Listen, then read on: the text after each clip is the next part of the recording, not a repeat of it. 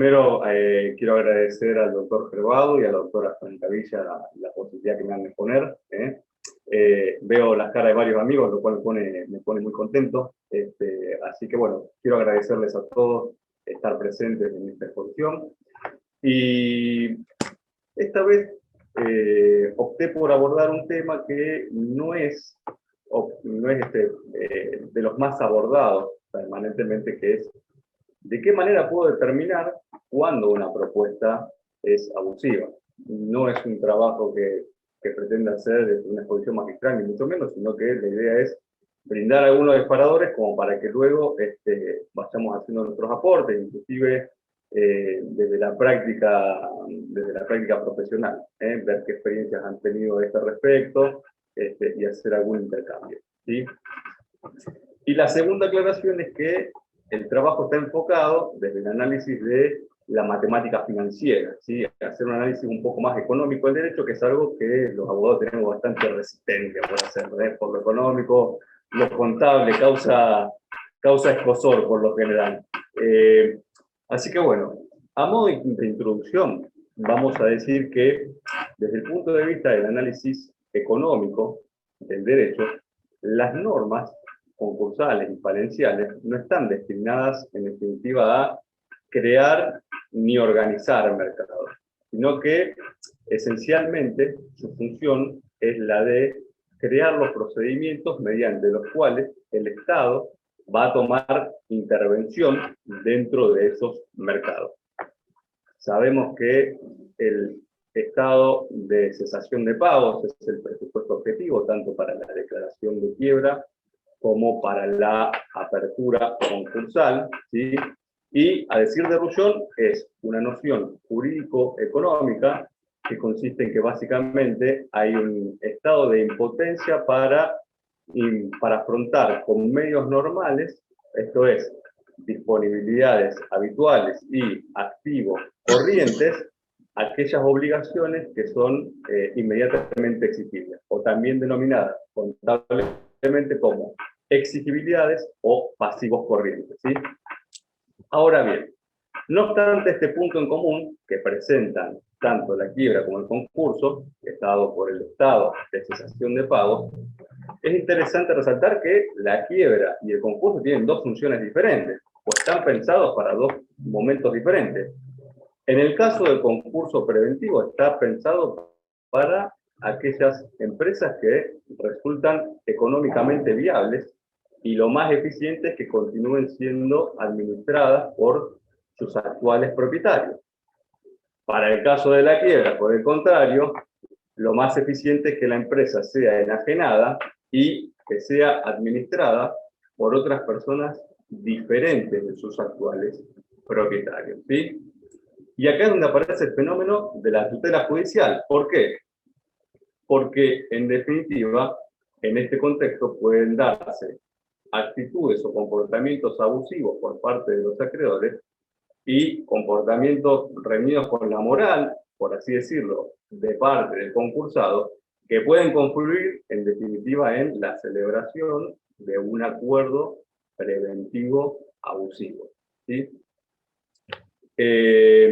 Ahora bien, la cuestión va a ser determinar cuándo estamos frente a una propuesta concordataria abusiva o frente a un acuerdo preventivo abusivo. Y lo que vamos a decir es que se impone, en este caso, el análisis económico. ¿Por qué? Porque, a decir de Grifo, una propuesta concordataria es abusiva cuando no es razonable, o sea, cuando es irracional. Y esa razonabilidad se va a desprender de las consecuencias económicas que tenga el acuerdo preventivo, ¿sí? Sabemos que el concurso preventivo, como herramienta, le permite al concursado superar el estado de cesación de pago. ¿De qué manera? Negociando la propuesta de acuerdo que hace en el marco del periodo de exclusividad y obteniendo las conformidades necesarias para su homologación. Ahora bien, en definitiva, esa propuesta va a constituir el eje sobre el cual va a girar la propuesta concordataria, ¿sí? Y es trascendental porque, en definitiva, por un lado, va a modificar las relaciones entre el concursado y sus acreedores. ¿Por qué? Como efecto de la novación que se va a producir a causa de la homologación. Y por otra parte, ese acuerdo se va a imponer a la totalidad de los acreedores, ¿sí? Entonces, vemos acá cómo el rol de la propuesta concordataria dentro del concurso resulta absolutamente trascendental. Y de allí que, si es tan trascendental, resulta necesario determinar si es abusiva o no. Bien, como dijimos, el acuerdo preventivo, digamos, de alguna manera va a implicar una modificación de las relaciones concursado y acreedores, que en la mayoría de los casos van a implicar una pérdida, a decir de Roberto Barbache. ¿Por qué? Porque en definitiva, con la propuesta concordataria, en la inmensa mayoría de los casos, por no decir en todos, se está proponiendo algo diferente del pago total y en términos de crédito, ¿sí? Frente a ese contexto, esto es, que se ofrece algo diferente del pago total y en términos, resulta necesario determinar si hay abusividad, es decir, si esa propuesta que se está haciendo es irrazonable. ¿En qué términos resulta razonable? En términos de que está imponiendo a los acreedores un sacrificio irracional, ¿sí? Un sacrificio muy grande en comparación a lo que se está ofreciendo. De todas maneras, como señala Víctor, hay que hacer dos puntualizaciones respecto de este tema de la abusividad. El primero de ellos es que, yendo estrictamente a la puridad de conceptos, no estamos hablando en realidad de propuesta abusiva, sino de acuerdo abusivo. ¿Por qué? Porque si la propuesta, en definitiva, no reúne las mayorías necesarias para su homologación, no va a producir efectos novatorios. Con lo cual, lo correcto sería hablar de acuerdo abusivo. Y en segundo lugar, lo que es dable destacar es que básicamente esa propuesta o la abusividad podrá ser alegada únicamente por los acreedores que no prestaron su conformidad. Se entiende que aquellos que conformaron o prestaron su conformidad dentro de las mayorías no pueden alegarla porque lo hicieron en un marco de libertad, es decir, hubo una negociación previa y ellos voluntariamente accedieron a conformar, ¿sí? Entonces, en este punto, la abusividad podría ser alegada por aquellos que resultaron disidentes o aún aquellos que aún no han verificado o que tienen juicios pendientes en trámite, ¿sí? Bien, una cuestión que surge aquí, en este punto, es ¿qué pasa con aquellas propuestas que han obtenido la conformidad del 100% de los acreedores verificados? ¿Sí? ¿Qué sucede? Y una conclusión apresurada nos arrojaría a decir que el juez debiera homologarla. Si el 100% de los acreedores conformaron la propuesta, no habría perjuicio para los acreedores desde que todos la conformaron. Ahora bien, hay una aclaración que hay que hacer, que surge a partir de un fallo que vamos a citar ahora, y es que en realidad, si el juez detecta que la propuesta o que el acuerdo es abusivo, no debe proceder a la homologación porque lo hará en defensa de aquellos acreedores que no verificaron sus créditos o bien aquellos que tienen procesos en trámite. Es decir, la defensa será no únicamente en favor de los disidentes, sino también de los que aún no verificaron. ¿Ah?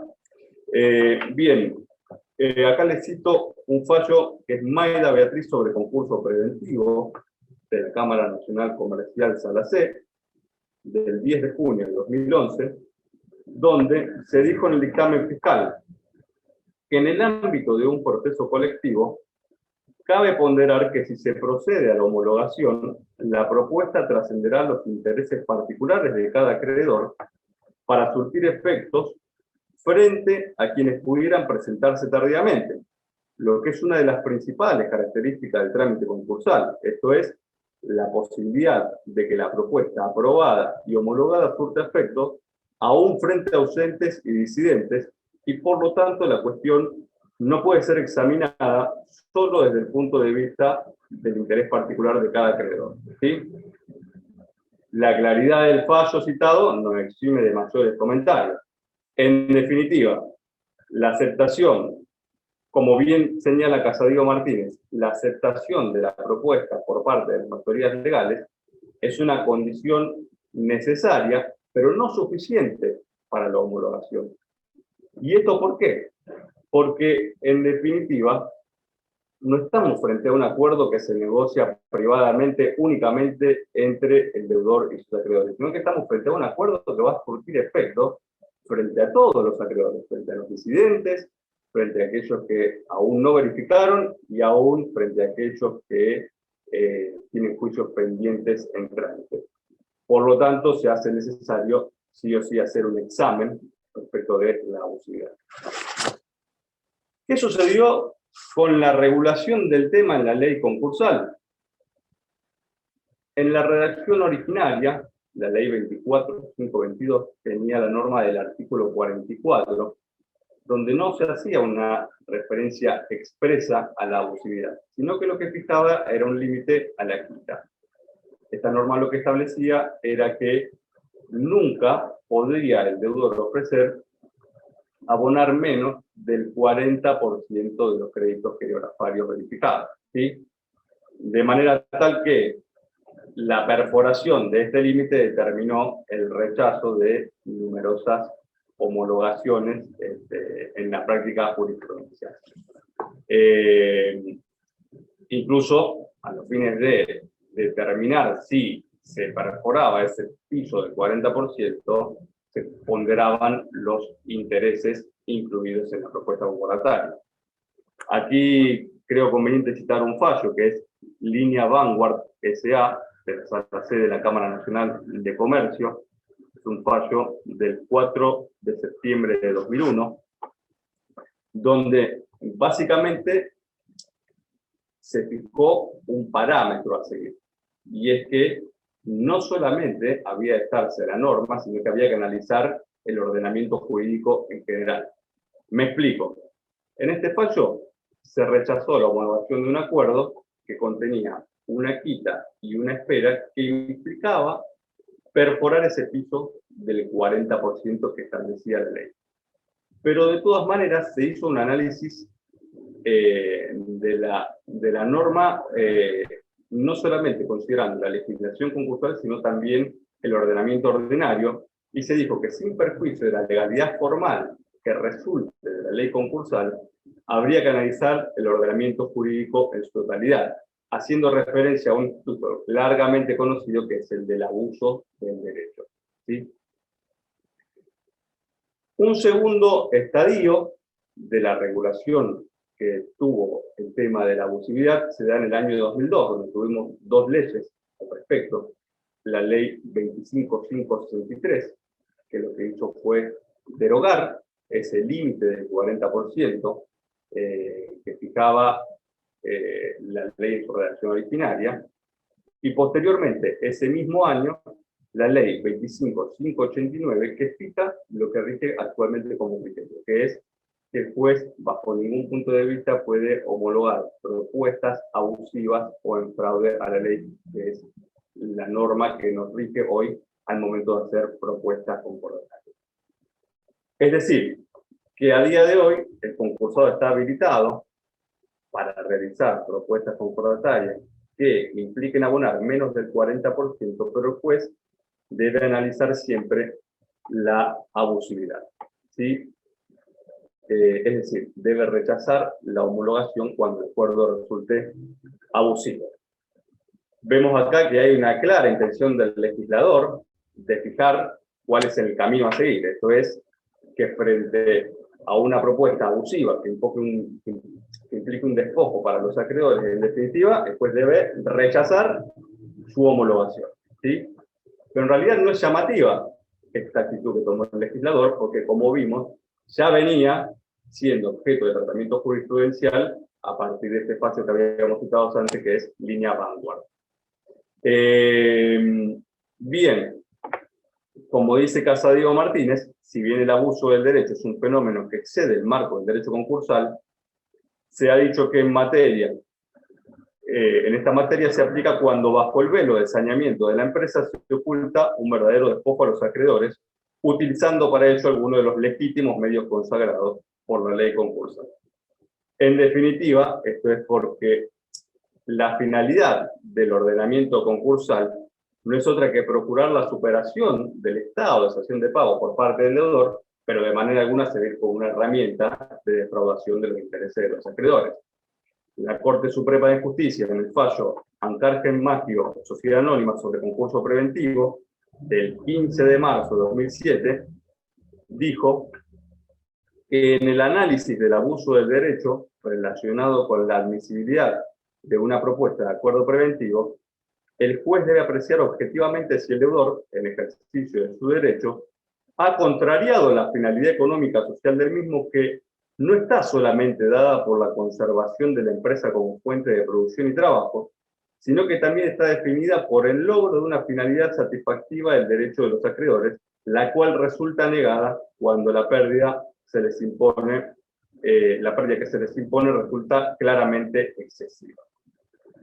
Ahora bien, llegamos al meollo de la cuestión. Ya dijimos que una propuesta es abusiva cuando implica un despojo para los acreedores, porque en definitiva se contraría la finalidad de la ley concursal.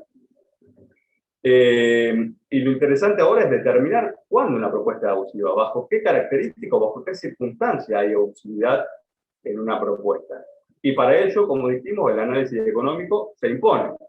A falta de requisitos o de previsión expresa al respecto por parte de la ley, el análisis habrá que hacerlo en cada uno de los casos. Y en este trabajo he tomado 3 de los métodos que han sido más utilizados por la jurisprudencia y por la doctrina. Y estos 3 métodos básicamente son el de la comparación de la cuota concordataria con la cuota falencial, el método de la proyección futura de la empresa y el método del valor presente de la propuesta. ¿Sí?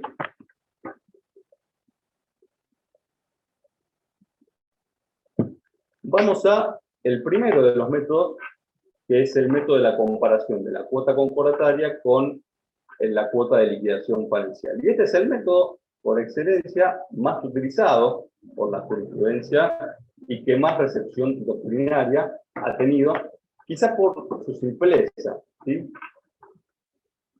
Este método tiene fundamento en el artículo 52, inciso segundo, cuando, en referencia al Grand Dam Power, prevé que el requisito mínimo para acceder a este instituto es que el pago ofrecido nunca sea inferior a la cuota de liquidación que podrían obtener los acreedores disidentes para el caso de la quiebra.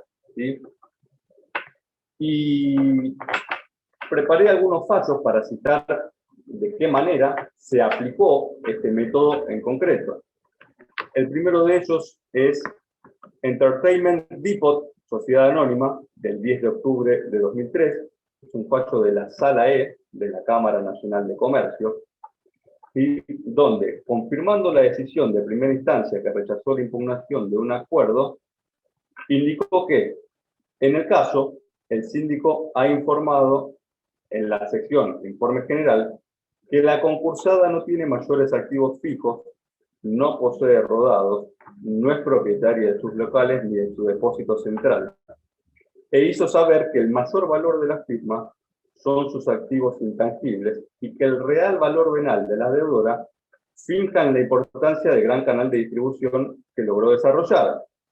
Por lo tanto, se infiere que la alternativa de la quiebra y la consiguiente liquidación de los bienes que componen el activo sería menos ventajosa desde el punto de vista de la posibilidad de cobro de los créditos que integran el pasivo, porque a la luz de las consideraciones realizadas por el síndico, la realización de los activos de la concursada arrojaría un resultado inferior al contenido económico de la propuesta. Otro fallo que resulta interesante destacar es Fachadas Integrales, Sociedad de Responsabilidad Limitada, del 8 de julio de 2008, de la Sala C de la Cámara Nacional de Comercio, donde, revocando el fallo de primera instancia que rechazó la homologación del acuerdo, se dijo que el síndico informó que no pudo determinar el activo de la deudora y que la empresa no tiene actividad, de lo cual se infiere que la alternativa de la quiebra y consiguiente liquidación de bienes que componen su activo sería menos ventajoso desde el punto de vista de la posibilidad de cobro de los créditos que integran el pasivo, ya que arrojaría un resultado inferior al contenido económico de la propuesta. Otro fallo es PSB Sociedad Anónima, del 25 de agosto de 2009, de la Sala B de la Cámara Nacional de Comercio, que siguiendo este razonamiento planteó que la diferencia entre la suma que se propone abonar a los acreedores comparada con la que arroja el total del activo evidencian la abusividad de la propuesta. Y finalmente, Editorial Perfil, del 19 de septiembre de 2007, de la Sala D de la Cámara Nacional de Comercio, planteó que entre algunas de las pautas para determinar la abusividad está la prevista en relación al Grand Power. ¿Sí?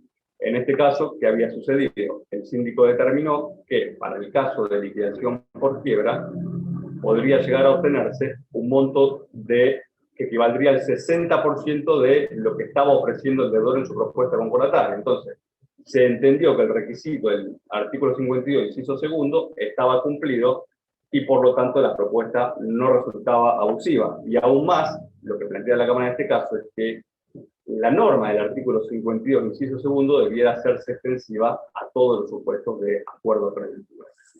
Eso desde el punto de vista de doctrina en cuanto a este método. También, como dije, es un método que tuvo amplia recepción doctrinaria. Así tenemos a Araya, que planteó que no corresponde homologar acuerdos cuyas propuestas de pagos a los acreedores quirografarios sean inferiores a la eventual cuota de liquidación que recibirían ante un supuesto de liquidación por quiebra. El autor explica que, de acuerdo a su criterio, la norma del artículo 52, inciso segundo, debiera hacerse extensiva a todos los supuestos de homologación. A su turno, Rullón indica que, a falta de parámetros específicos establecidos por la ley concursal en materia de abusividad, habría que estar al artículo 52, inciso segundo, y concluye, en definitiva, en su opinión, si hubo una derogación de ese límite de las quitas que originariamente preveía la ley concursal en su redacción originaria, aparece como absolutamente razonable que el umbral de satisfacción de los créditos quirografarios sea, en definitiva, la eventual cuota de liquidación que percibirían en una quiebra.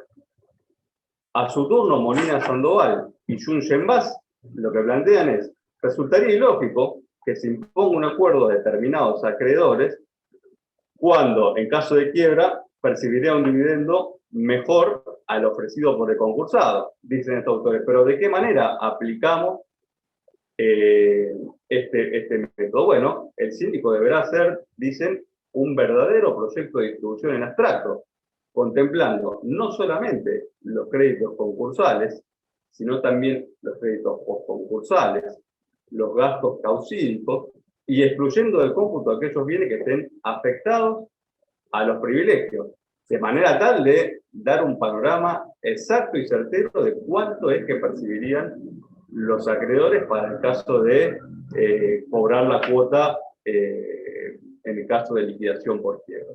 ¿Sí? Entonces, concluyendo con respecto a este método, la pauta valorativa para determinar la abusividad del acuerdo pasará por comparar cuánto van a percibir los acreedores en virtud de la cuota concordataria y cuánto percibirían para el caso de liquidación por quiebra. Y la razonabilidad va a estar determinada cuando lo que se le exija a los acreedores es percibir, conforme al acuerdo, algo inferior a lo que cobraría en el caso de liquidación por quiebra. Bien, eso en cuanto al primer método. El segundo de los métodos más difundidos es el valor presente de la propuesta. Tiene algún grado más de complejidad porque requiere un análisis económico un poco más exhaustivo. ¿Sí? Y a modo de introducción vamos a decir que generalmente todas las propuestas contienen quita y espera.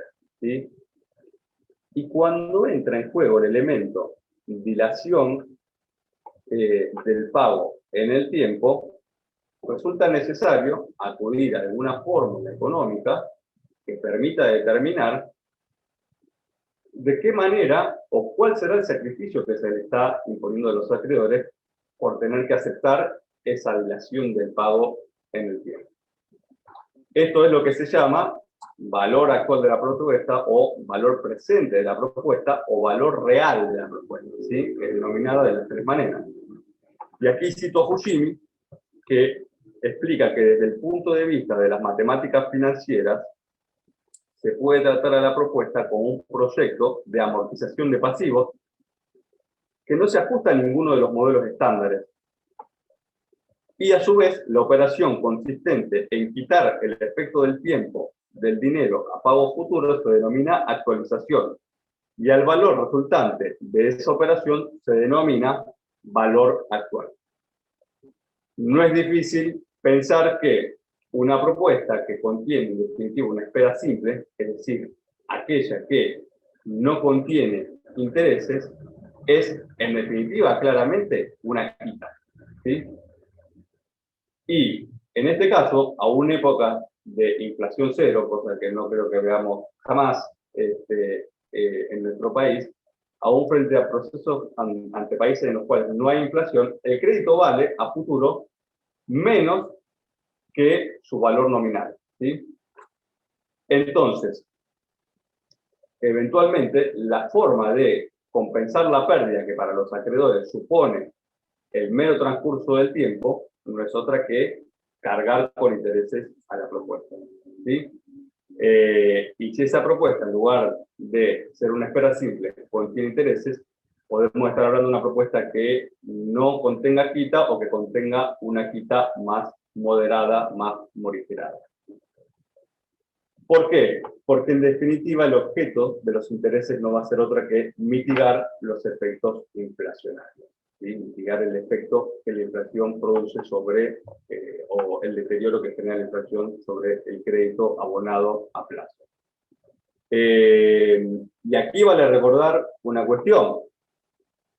Si bien es cierto que con la presentación del concurso preventivo se suspende el curso de ciertos intereses, no es que estos desaparezcan, sino que en definitiva van a ser recalculados para el caso de aquellos acuerdos que fracasen, van a ser recalculados al momento de la sentencia de quiebra. Por lo tanto, siempre va a ser necesaria, como regla general, en aquellos casos en los cuales hasta un pago dilatado en el tiempo, será siempre necesaria la adición de intereses a la propuesta concordataria, ¿sí?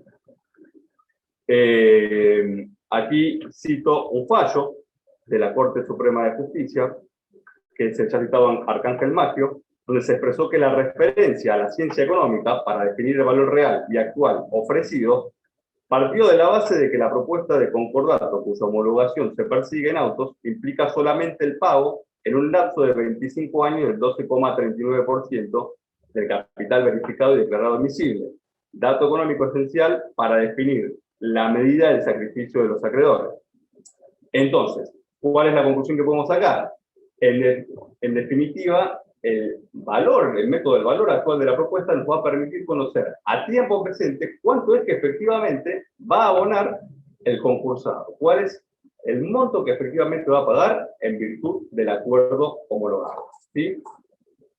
¿Cuál es el problema que presenta este método? Bien, el tema de los intereses, donde no hay, en definitiva, un acuerdo de parte de doctrina. ¿Cuáles son los intereses que vienen a generar que una propuesta no resulte abusiva? Y hay disparidad de criterio. Por un lado tenemos a Casadía Martínez, que plantea que debe tomarse la tasa que rinda como mejor alternativa. Por su parte, el dictamen de Fiscalía de Cámara, en el caso Correo Argentino Sociedad Anónima sobre concurso preventivo, tomó la tasa activa mensual del Banco Nación, y a su vez Fushimi, criticando este dictamen fiscal, planteó que la tasa que debiera ser utilizada es la de uso judicial que publica el Banco Central de la República Argentina. ¿Por qué? Este autor lo que dice es, no estamos frente a un capital de inversión, sino que en definitiva estamos frente al pago de un crédito concursal. Y explica que, dado que no sabemos qué interés será razonable esperar a futuro ni el contexto inflacionario a futuro, en definitiva resulta razonable actualizar empleando la tasa activa mensual que se calcula aplicando la tasa pasiva del Banco Central para uso judicial, ¿sí? Este método tiene relación directa con la determinación de la inflación futura, y por eso es que, en nuestra opinión, la tasa que debe ser utilizada siempre es la de mayor trascendencia para evitar el efecto inflacionario, ¿sí? Y citando dos fallos más, tenemos el del caso Maida, que plantea que uno de los principios fundamentales de la finanza establece que un peso hoy vale más que un peso mañana, y explicó que a los efectos de calcular la quita real de una propuesta es necesario utilizar una fórmula financiera que permita estimar cuánto percibiría hoy un acreedor si su crédito es pagado conforme lo estipula la propuesta, esto es, el valor presente del crédito.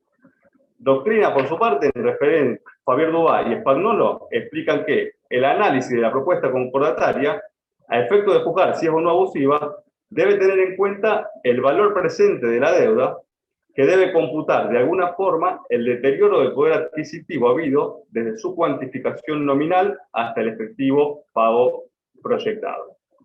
En definitiva, esta herramienta nos va a permitir conocer a ciencia cierta cuánto va a pagar el deudor a sus acreedores en virtud de la propuesta homologada.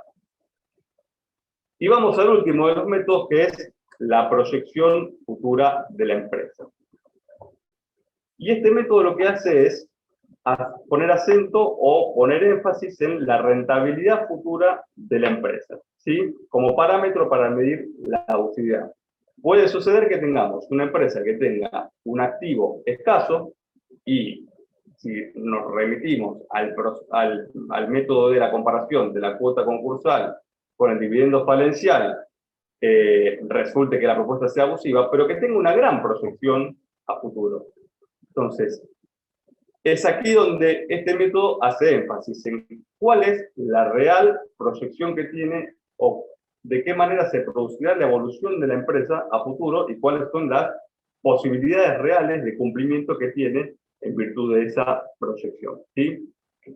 En Agropecuaria Monte Carlo, del 20 de marzo de 2013, la Sala E de la Cámara Nacional de Comercio explicó que el artículo 14, inciso 12, exige al síndico la emisión de un informe mensual sobre la evolución de la empresa. Y de este modo los acreedores pueden tener información periódica valiosa que les permita inclinar su decisión sobre la aceptación o el rechazo de la propuesta de acuerdo. E indica que como no existen indicadores tarifados para determinar si un acuerdo es abusivo o no, deben tenerse en cuenta parámetros como la actividad del concursado, sus proyecciones futuras, sus posibilidades económico-financieras para hacer frente a los pagos, las causas que lo llevaron a solicitar la formación de su concurso, etc. Graciaville, a su turno, plantea que la finalidad del informe del artículo 14, inciso 12, no es otra que permitir a los acreedores conocer cuál es la evolución futura de la empresa, para tomar una decisión respecto a la aceptación o el rechazo de la propuesta de acuerdo, ¿sí? Celano, por su parte, indica que la información que surge de los libros contables y de los informes mensuales emitidos por la sindicatura es necesaria o es de utilidad no solo para los acreedores en cuanto a la opinión, o mejor dicho, a prestar su conformidad o no a la propuesta concordataria, sino también para el juez, porque le van a permitir tener un acabado conocimiento de cuáles son las reales posibilidades de cumplimiento de la propuesta concordataria.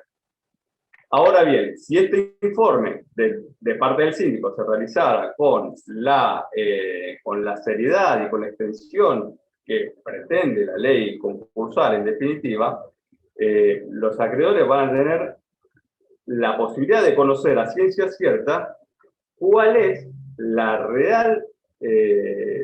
son las reales expectativas de cumplimiento del acuerdo por parte de la empresa concursada.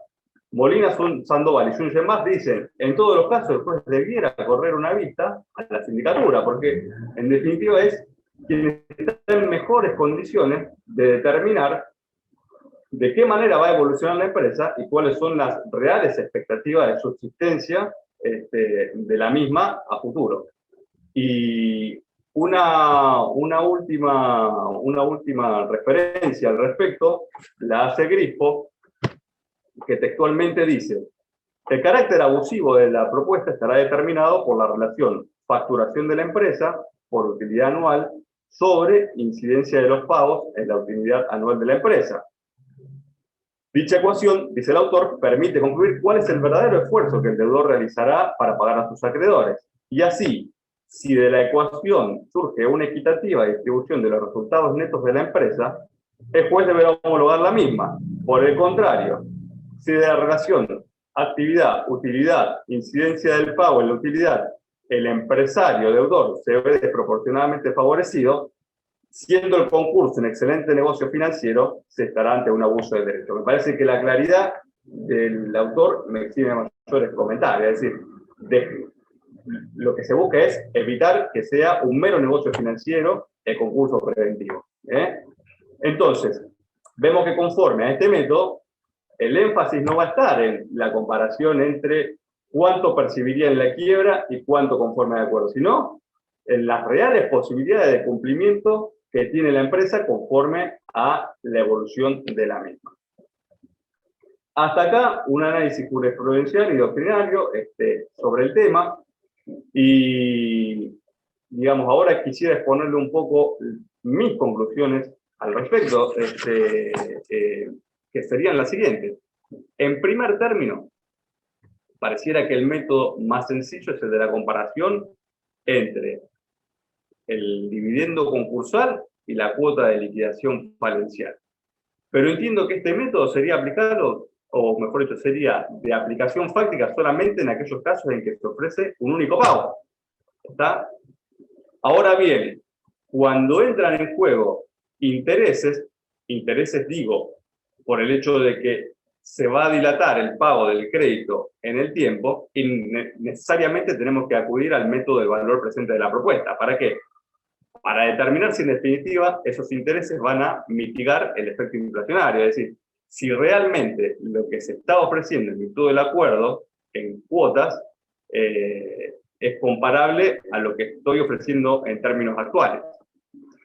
Me parece que el método que queda un poco más relegado es el método de la proyección futura de la empresa, en definitiva, porque realmente, si bien el síndico puede hacer una suerte de examen o proyecciones a futuro respecto de cómo marchará la empresa, la verdad que afirmarlo con absoluta determinación resulta bastante difícil. Y determinar la abusividad o no de una propuesta en función de una proyección que haga el funcionario, me parece que es el que menos sustento de los tres métodos plantea. Y la otra es una apreciación sobre la práctica. Realmente el tema de la abusividad de la propuesta concordataria no es algo que se plantee con habitualidad en la práctica tribunalicia. Recuerdo del año 2019 un caso que tuve, que actualmente está en trámite, en el cual el juzgado de la 18ª nominación de oficio le ordenó readecuar al concursado en 2 oportunidades la propuesta concordataria por considerarla abusiva.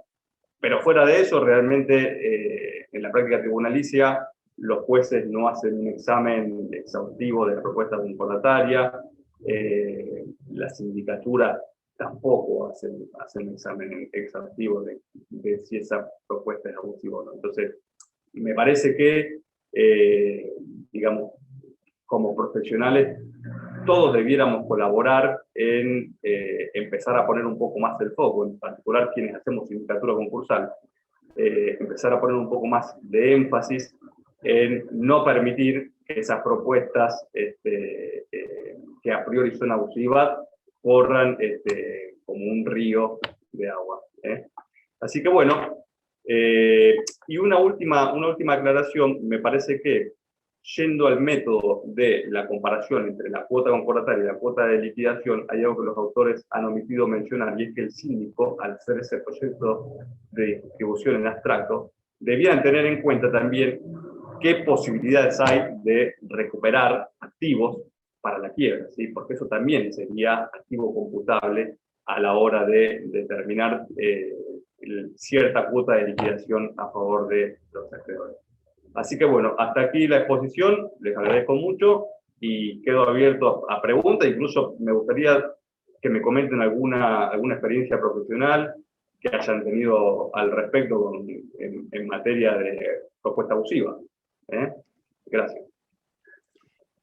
Bueno, Pablo, antes de dar la palabra a quienes estamos presentes, de felicitarte porque si bien la cuestión de la abusividad de la propuesta se trabaja desde hace mucho tiempo, le diste un enfoque muy novedoso y te atreviste a imbricarlo con cuestiones financieras, que como vos dijiste al inicio, a manera de introducción, a nosotros nos cuesta, tenemos cierto rechazo como operadores jurídicos, así que te felicito fundamentalmente en tu desarrollo por el énfasis que le pusiste a esta cuestión tan novedosa. Gracias. No sé si alguien quiere intervenir con una pregunta, algún comentario, pueden desactivar sus micrófonos.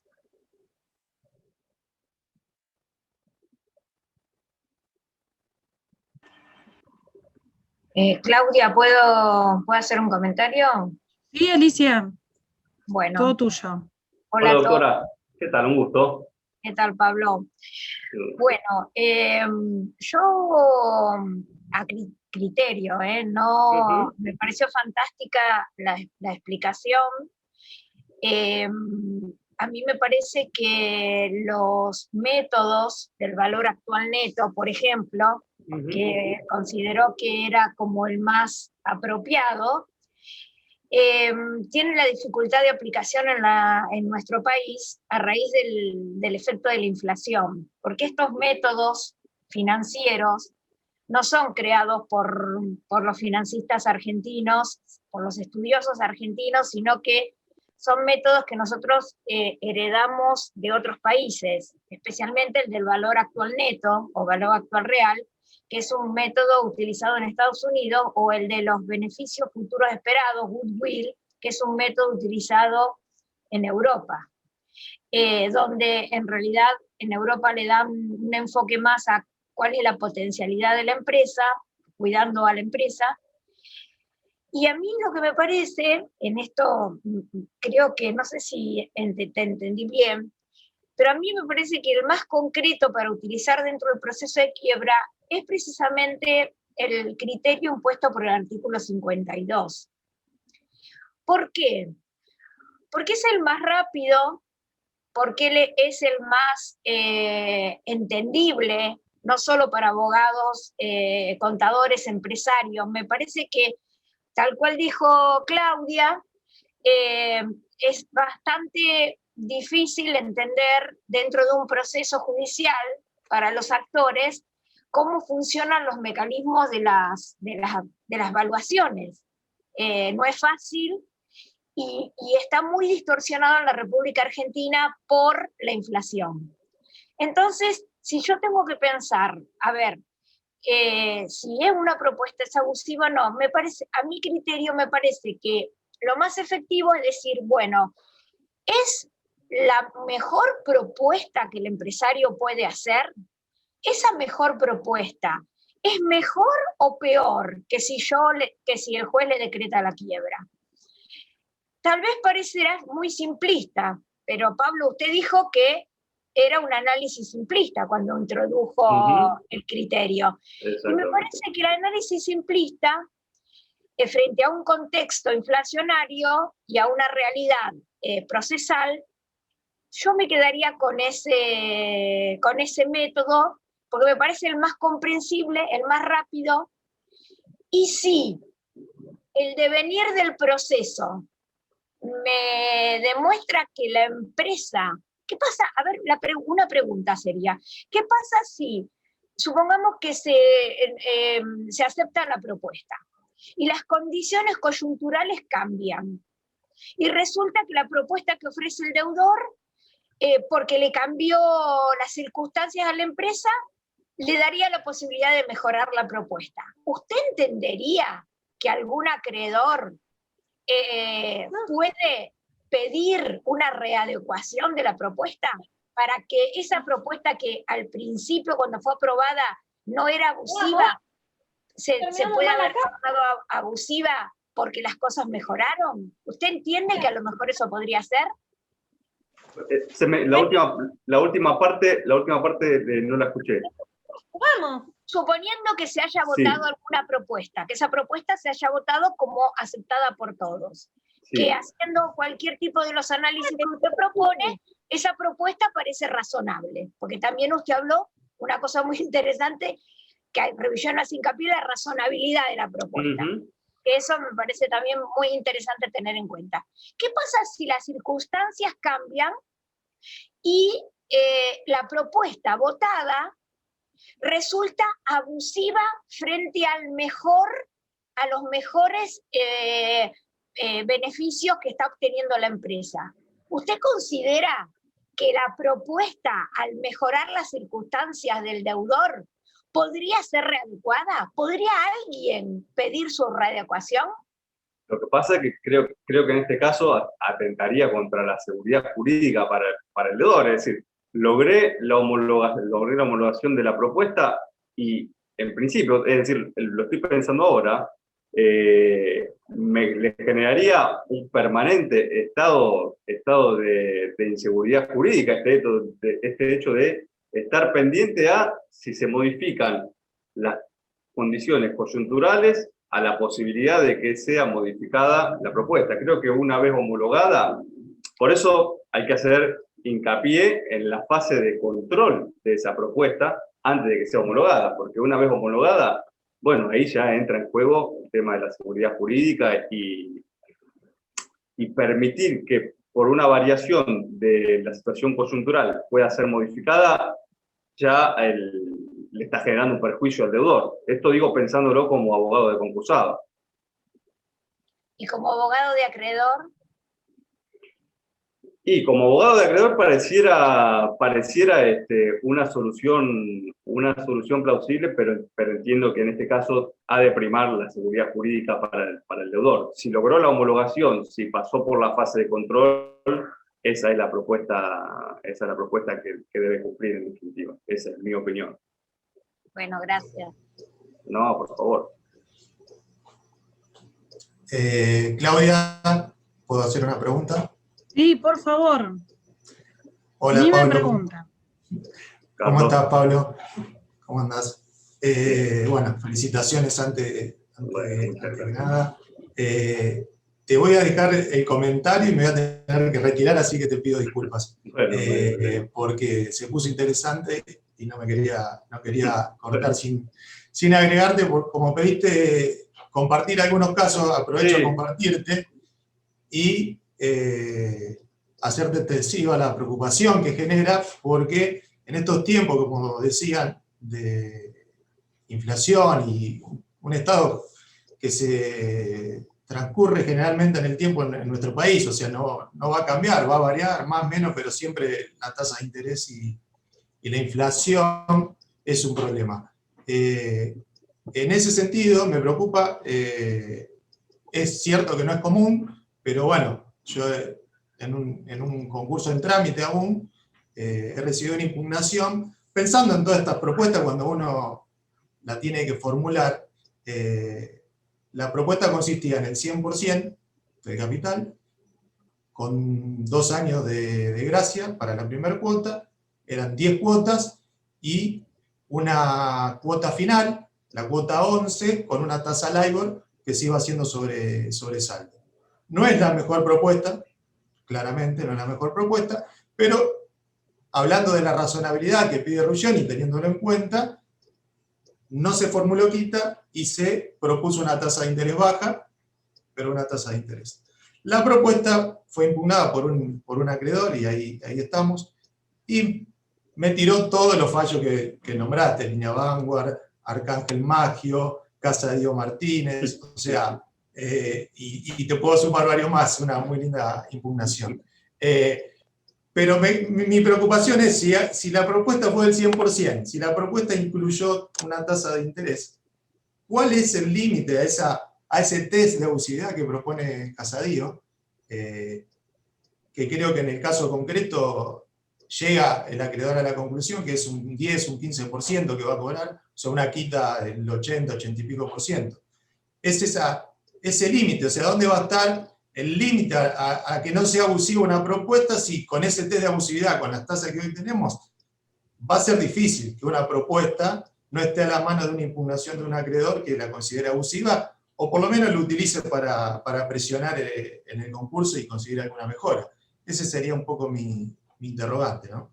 Sí, es que creo que en realidad el problema es la generalidad que plantea el artículo 52, al decir, el juez no debe homologar aquellas propuestas que considera abusiva o en fraude a la ley, es una llave es decir, que permite cierta subjetividad del juez que, como vos decís, no sabemos cuál es el límite. Creo que debiera haber una reforma de la ley en materia de abusividad y fijar expresamente bajo qué parámetro o dentro de qué límite se considera o no abusiva una propuesta. En defensa de los acreedores, pero también en defensa del concursado en otros casos. Si no, nunca sabemos a qué atenernos. Recuerdo el caso de Rosario Central. La propuesta creo que fue del 25, del 35% en 10 cuotas con una tasa LIBOR, plazo de gracia y no hubo abusividad. Entonces, y los tiempos no cambiaron, creo que estamos peor hoy que en el momento de aquella homologación. Con lo cual el parámetro objetivo va a ser difícil. Creo que habría que ir a alguna pauta clara, como vos decís, de la ley, que no dé tanta libertad ni a acreedores, ni deudores, ni al juez, obviamente, ¿no? Claro. Pablo, sí. ¿Te puedo contestar la pregunta que hiciste? Me encantaría, Alicia, rápido porque... ¿Cuántos años transcurrieron entre la fecha en que fue entre la exigibilidad de los créditos antes del concurso y la fecha en que se pagaría el 100%? ¿Qué tiempo transcurrió?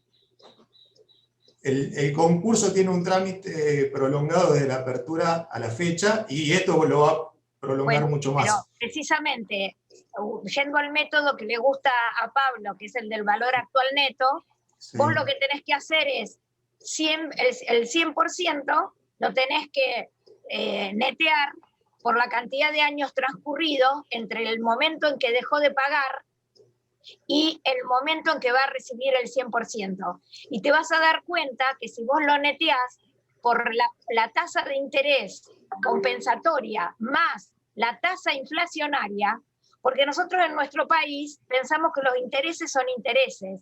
Los intereses se componen del interés compensatorio por el uso del dinero y el transcurso del tiempo, más la tasa inflacionaria. Claro. De 100 ahí, vos vas a tener, suponiendo una tasa, vas a tener una tasa al 100%, un compensatorio del 40%, una inflación del 60%, tenés el 100%. Si transcurrieron 10 años, hace la cuenta de que no está cobrando el 100%. Entonces, no, por más que la propuesta parezca que no es abusiva, es absolutamente abusiva, porque la distancia que hay entre el momento que dejó de pagar y el momento que va a recibir el pago...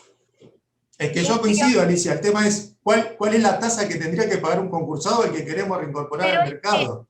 Pero por eso yo sostengo que estos métodos que son divinos y que son fórmulas... Sí, no son para nosotros, claramente. No son para el concurso. No es como dijo Claudia, que a los abogados nos resulta dificultoso. Ni a los empresarios le podés aplicar el valor actual neto, porque entonces todas las propuestas son abusivas. Esa era la conclusión de mi intervención. Ese es el peligro. Mi opinión. La comparto. Gracias. Voy a hacer una aclaración antes de que se vaya Carlos. Perdón. Un segundo. Yo lo que quise decir, cuando lo felicité a Pablo, que convengamos que nosotros no tenemos una formación financiera. lo cual no es óbice para que uno se capacite, y máxime si está dentro de estos temas. Pero bueno, de ahí lo que destaqué de la disertación, la otra mirada que le dio, porque por ahí generalmente cuando uno escucha este tipo de exposiciones es un raconto de jurisprudencia y doctrina, y no esto de llevarnos e invitarnos a pensar y a reflexionar. Y además, como los que nos dedicamos al derecho empresarial trabajamos interdisciplinariamente, siempre tenemos un contador amigo que nos explique, ¿no? Así es.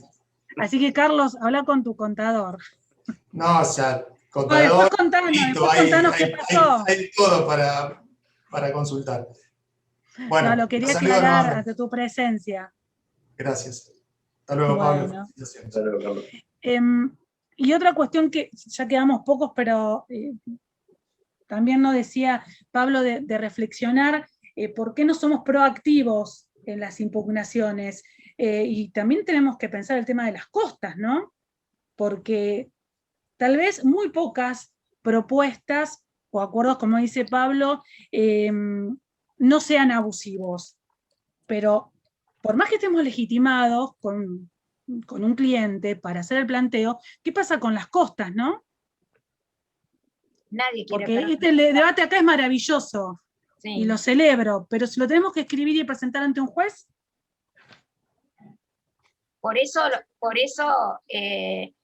en realidad también el hecho de que no haya impugnaciones o que la sindicatura no diga nada, tiene un poco que ver con el periodo de exclusividad, y tiene que ver que las negociaciones son exclusivas, porque cuando a la sindicatura, durante la vigencia de la 19.550, se le decía que tenía que opinar acerca de la propuesta, ahí no había costas de ningún tipo, Claudia. Ahí directamente el juez le ordenaba que opine cuáles eran las posibilidades que tenía el deudor para cumplir la propuesta que estaba expresando, y si esa propuesta es la mejor que podía hacer. Entonces, yo creo que en este caso, en el caso durante la vigencia de la ley de concursal actual y sus sucesivas modificaciones, el criterio que tiene la sindicatura es: no me tengo por qué meter. Si el deudor y los acreedores han llegado a un acuerdo, pero también es muy importante, Pablo, lo que recalcó, qué pasa con los acreedores que no participan, los que están en procesos incidentales o que llegan más tarde al concurso. Y la verdad que yo no los protegería tanto como los protege Ruillón, porque yo estoy más a favor de la empresa. Yo creo que lo que el deudor pueda lograr con sus acreedores, yo creo que los acreedores siempre están a tiempo de retirarle el voto de confianza. Y creo que el proceso es tan dinámico y tan sorprendente con la situación coyuntural, porque vos fíjate que si nosotros empezamos a ver que estamos saliendo de la pandemia, cualquier propuesta referenciada a una situación de pandemia, un poco que mejore la situación económica y despeguemos, y a eso apuntaba mi pregunta, Pablo, porque en las actuales circunstancias, las propuestas, no puede haber propuesta abusiva, porque estamos en una situación que estamos absoluta, el empresario está planchado. Ahora bien, ¿qué pasa si en 6 meses esto se recompone? ¿Sabés qué es lo que pienso? En otras palabras que dijiste, Pablo, que no sea el concurso un negocio financiero. Claro. Pero lo que pasa es que si el deudor mejora, si mejora su situación, el concurso, que empezó siendo un concurso normal, ¿no es cierto?, con una propuesta normal, termina siendo un negocio financiero. Claro. Y a esa era la pregunta de que ¿podría alguien? Por ejemplo, Mario Holland dice que sí, la situación de cesación de pago, por la mejor condición que obtiene el concursado por la propuesta que le votaron, si el concursado abandona la situación de cesación de pago, automáticamente el juez tiene que poner fin al concurso. Vos, Claudia, no sé si lo escuchaste a Mario en algún momento hacer esa propuesta. Dice que si la cesación de pago si la cesación de pago cesó, bueno, ya no está más en concurso. ¿Por qué? Porque a lo mejor le cambió 180 grados la situación de la empresa por la situación coyuntural. Entonces... A ver, es lo que está sucediendo en mi caso como patrocinante de síndico, donde me encuentro con acuerdos homologados en el año 2003, con un pasivo recontra licuado, y hoy quizás con la inflación, el salto del dólar, etcétera, el concursado con un solo pago cancela absolutamente todo ese pasivo que había sido verificado en su momento. O sea, eso ya está sucediendo hoy día. Sí, en definitiva es como las cuestiones macroeconómicas marcan también, obviamente, tu futuro, ¿no? Claro. Hoy ya estamos en ese escenario.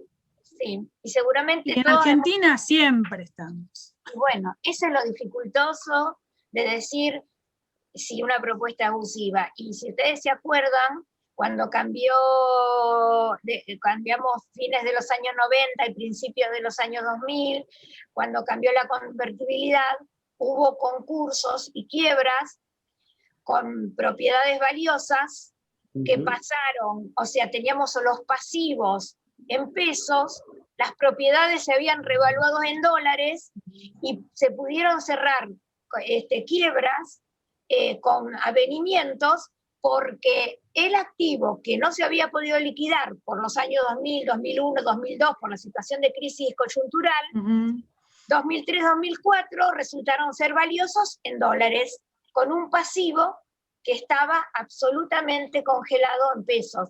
Entonces, esto un poco que estamos reflexionando, creo que es para reflexionar si realmente podemos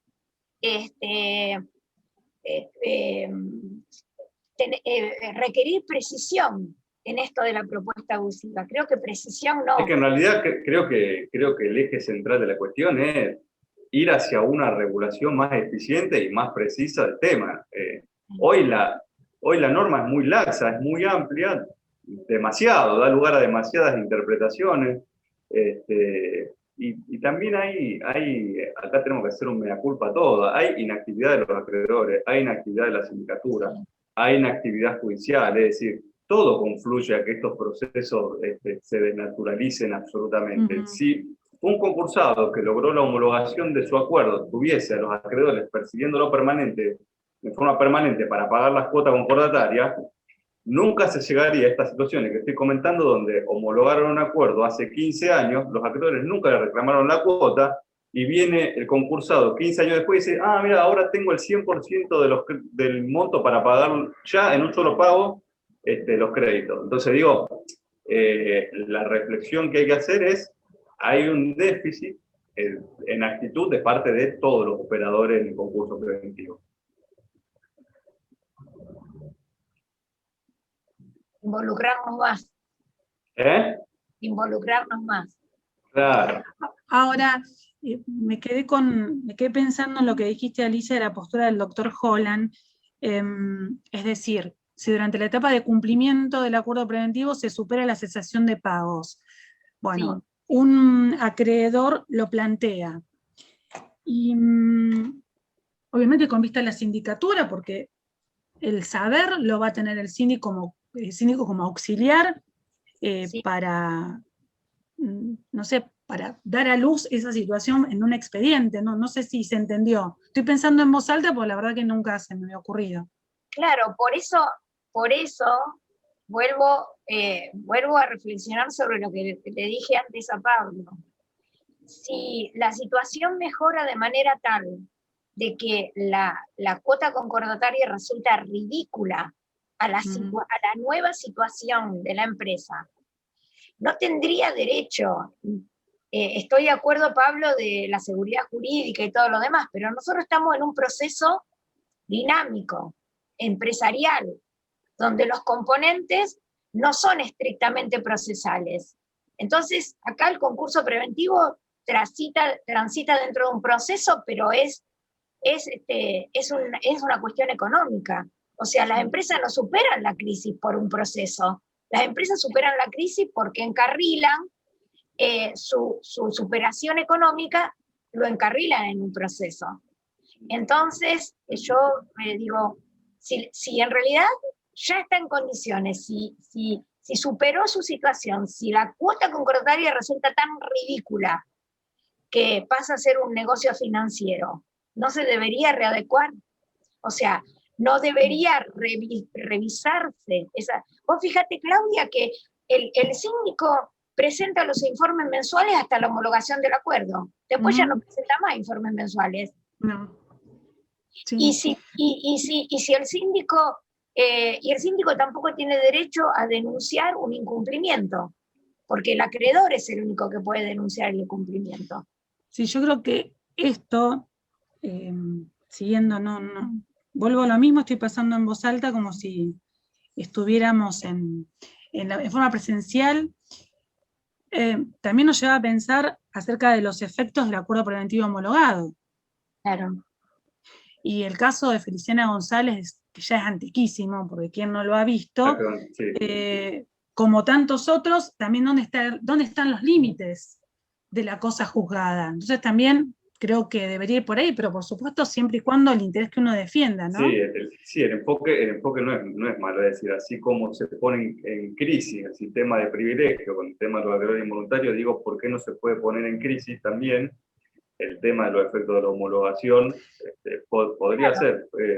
Sí. Hoy se está hablando del sistema de privilegios y la perspectiva de género. O sea, que los temas de agenda concursal se están rompiendo paradigmas, entonces por ahí quedarnos, pero es como dicen ustedes, y creo que todo el mundo, los que estamos acá coincidimos, ¿no? Que tenemos que ser un poco más proactivos, sí, para que las cosas cambien. Y más realistas. Y jueces, y tener jueces también proactivos, como dice Pablo, que revisen las propuestas y que se animen a actuar de oficio, sí, sin que alguien tenga que incidentar con el miedo a cargar costas. Vos fíjate, Claudia, que cuando salió la verificación no presencial de Vicentín, sí, en un concurso de la 18, yo lo pedí para el concurso. Sí, calzados. Calzando Sociedad Anónimas. La simplificada. Simplificada. Al mismo tiempo, el mismo día, con una diferencia de 1 hora, yo mandé 2 escritos. El de calzando es la 18. Y no te voy a decir qué juez o jueza, frente a la misma propuesta de un concurso similar, con la misma fecha de nacimiento, me dijo que no. O sea que la verificación de la única manera era presencial. Ahora, eso fue en el 2020. Yo quiero saber qué piensa ahora ese juez o esa jueza ahora, cuando no se concibe otra cosa que no sea la verificación no presencial. O sea, cuando ya, a eso es lo que voy. Yo no puedo creer que a mediados del 2020 un juez o jueza me haya dicho que no a la verificación no presencial, cuando ya Vicentín había sentado criterio, pero aparte explicado de una manera pero perfecta, que en eso estuvo Zavale, en el armado del significado del artículo 32, o sea que estamos hablando de gente que sabe, no estamos hablando de gente que no sabe, donde no había ningún perjuicio ni vulneración de derechos.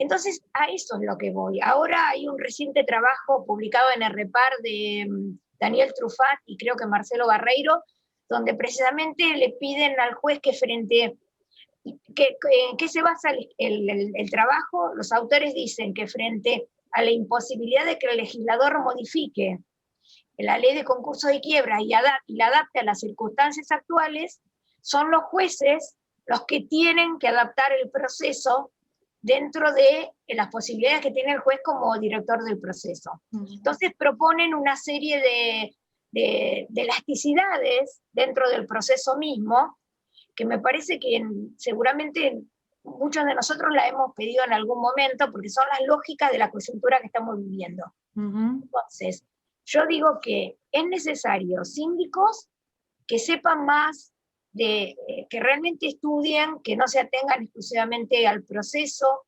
jueces que también no se atengan en exclusividad al proceso, que pasa a ser un corsé, y después la inventiva de nosotros los abogados, tanto por los acreedores, por los deudores, porque los jueces resuelven lo que nosotros le pedimos, ¿o no es así? Sí. Entonces o sea, yo siempre he tenido en cuenta esto que te he escuchado decir muchas veces, Claudia, ojo, que escribir en un expediente no es gratis, porque si perdés, tu cliente tiene que cargar con las costas, que es un poco lo que vos dijiste hace un rato. Bueno, yo soy de lo más inventiva, puedo pedir cualquier cosa, pero ¿y mi cliente puede o no puede cargar con las costas? Ojo, porque si no pasa a ser una aventura. Pero entonces necesitamos un poco más de elasticidad.